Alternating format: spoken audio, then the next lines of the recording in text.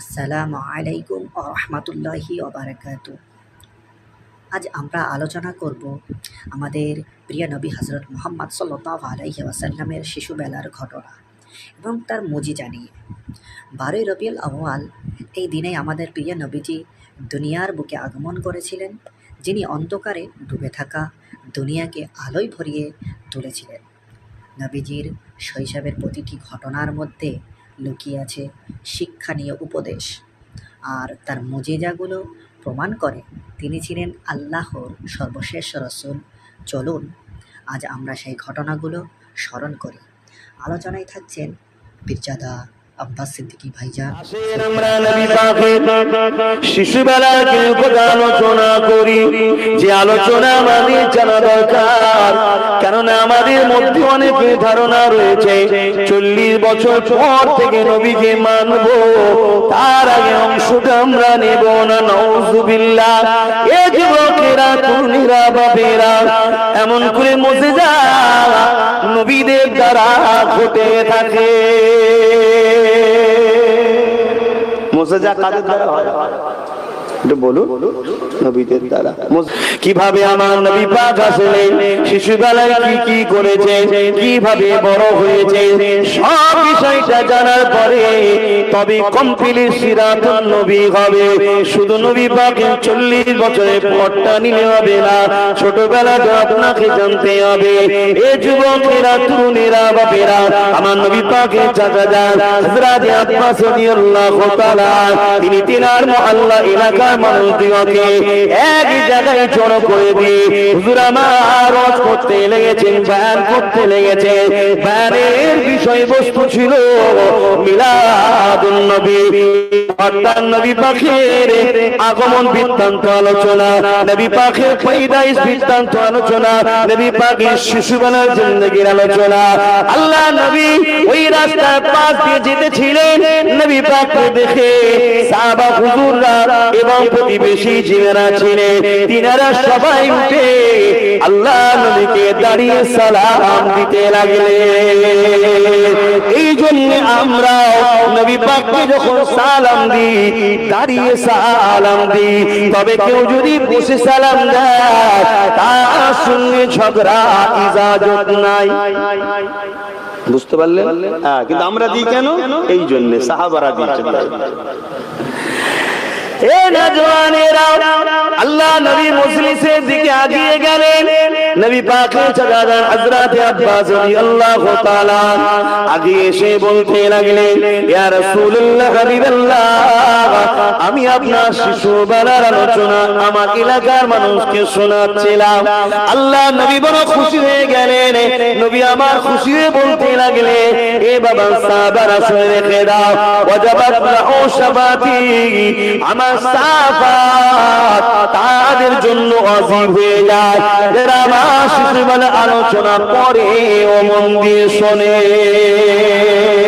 আল্লাহ নবী আরো বলতে লাগলেন, এ বাবা সাহাবারা, আপনারাই মাহফিল করতে লেগেছে, শুধু আপনারা এসে বসেছেন তা নয়, আল্লাহ পাকের অগণিত রহমতের ফেরেশতাও আসা শুরু হয়েছে। বাপেরা একটা কথা শুনে রেখে দেন, হযরত আবু বকর সিদ্দিক রাদিয়াল্লাহু তাআলা তিনি বলতে লেগেছেন, قال আবু বকর সিদ্দিক, মান আনফাকা দিরহামান আলা কিরাতি মাওলুদুন নবী সাল্লাল্লাহু আলাইহি ওয়াসাল্লাম কানা রাফিকি ফিল জান্নাত। এ নবীর উম্মতেরা, আমি আবু বকর জানিয়ে দিলাম, আমার রাসূলের মিলাদের মাহফিল যারা বানাবে, মাওলুদের মাহফিল যারা বানাবে, শিশুবেলার আলোচনার মাহফিল যারা বানাবে, ওই মাহফিলে যারা অর্থ দেবে, 1 দিরহাম খরচ করবে, কানা রাফিকি ফিল জান্নাত, আর আমি আবু বকর আমার জান্নাতি বন্ধু হবে। এ নওজওয়ান তরুণেরা, এ আমার নবী পাকের প্রেমিকেরা, আসুন আমরা নবী পাকের শিশুবেলার কিছু কথা শুনে আম্মা জান আমিনা বলতে লেগেছে, আমার গর্ভে সন্তান হয়েছে। আমি আমিনা অবাক হতে লাগলাম, কেন দুনিয়ার নারীদের গর্ভে সন্তান থাকলে ওই নারীদের পেটটা একটু বড় হয়ে যায়, কিন্তু আমি আমিনা আমার কখনো পেট বড় হয়নি। আমি আমিনা অবাক হতে লাগলাম, দুনিয়া নারীদের গর্ভে সন্তান থাকলে মাসের পিরিয়ডটা মায়েদের বন্ধ হয়ে যায়, কারণ ওই নাপাক রক্তটা মহান সুরুষটা মায়ের নাভির সাথে বাচ্চার নামের কানেকশন করে দিয়ে বাচ্চার শরীরে নাপাক রক্তটা দেয়। কিন্তু আম্মা আমিনা বলতে লেগেছে, আমি আমিনার কোনদিনের জন্য পিরিয়ডটা বন্ধ হয়নি। আমার রাসূলুল্লাহ খুবই বলতে লেগেছে, আমার নবী পাকের ফুফুজান বলতে লেগেছে, যখন মুহাম্মদ রাসূল দুনিয়া আগমন করলো আমি খবর পেয়ে দেখতে গেলাম, আমি 6টা আশ্চর্য জিনিস দেখেছি।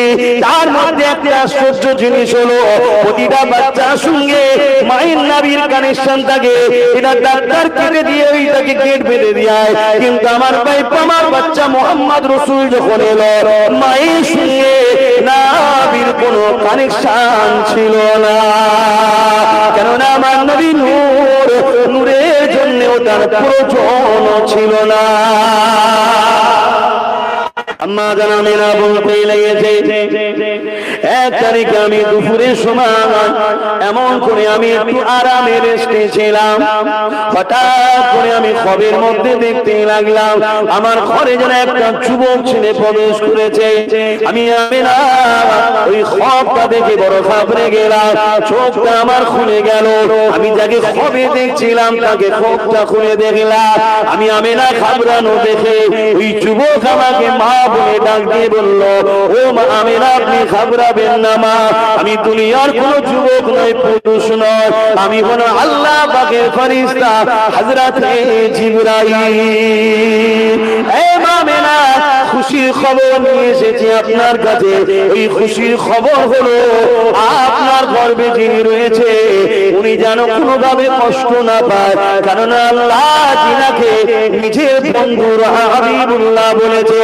এবং দ্বিতীয় খুশির খবর হলো, এ মা আমিনা রে, এই বাচ্চার নাম দুনিয়ার কেউ রাখবে না, এই বাচ্চার নাম আল্লাহ রেখে দিয়েছিল, এই বাচ্চার নাম হলো মুহাম্মদ। আম্মা জান আমিনা বলতে লেগেছেন, আমার বাচ্চা মুহাম্মদ রাসূলুল্লাহ যখন আমার গর্ভে ছিল আমার শরীর থেকে এক ধরনের খুশবু বাইর হতো, যে খুশবু মদিনা মক্কার অলিতে গলিতে ছড়িয়ে পড়েছিল।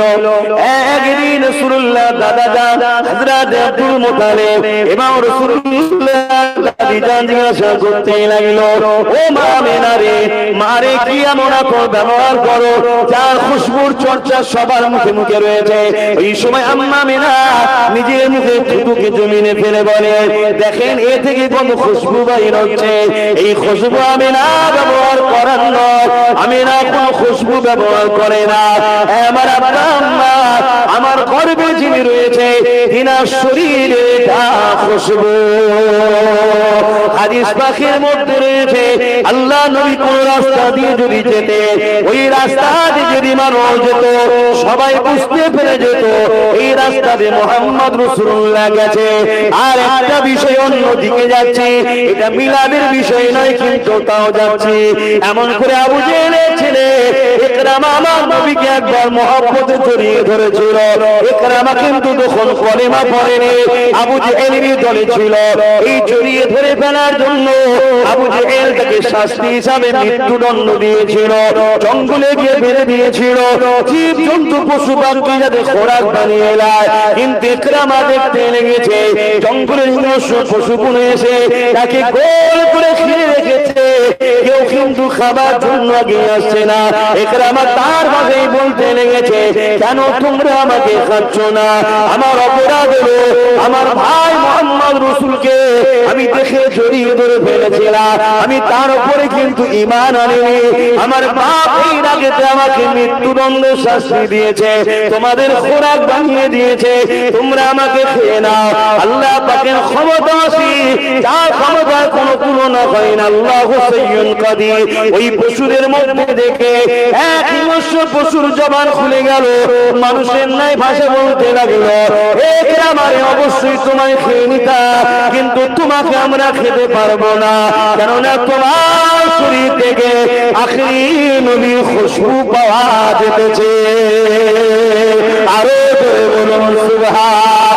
এ যুবকেরা, একরামা ঈমান না এনে আমার নবীকে জড়িয়ে যদি নবীর শরীরের খুশবু পাওয়ার জন্য জঙ্গলের পশুরা না খেয়ে থাকতে পারে, তাহলে আমাদের অন্তরে যদি মুহাম্মদ রাসূলের ভালোবাসা কলেমার যদি ঈমান নূর জ্বালাতে পারি, আল্লাহর জান্নাত আমাদের কেউ আল্লাহ পুরাতে পারবে না।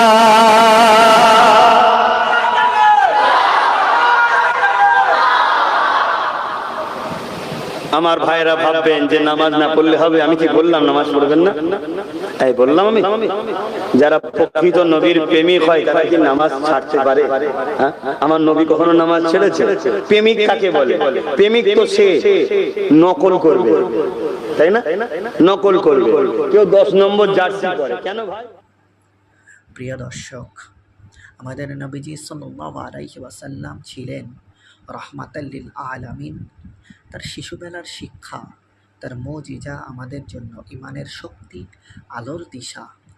12ই রবিউল আউয়াল শুধু স্মরণ নয়, এটি আমাদের জন্য শিক্ষা ও অনুপ্রেরণা। ভিডিওটি ভালো লাগলে অবশ্যই প্রচুর পরিমাণে শেয়ার করুন, চ্যানেলটিকে সাবস্ক্রাইব করতে ভুলবেন না। আর দোয়া করবেন যেন আমরা সবাই নবীজির সুন্নাহ অনুযায়ী জীবন কাটাতে পারি। আসসালামু আলাইকুম ওয়া রাহমাতুল্লাহি ওয়া বারাকাতুহু।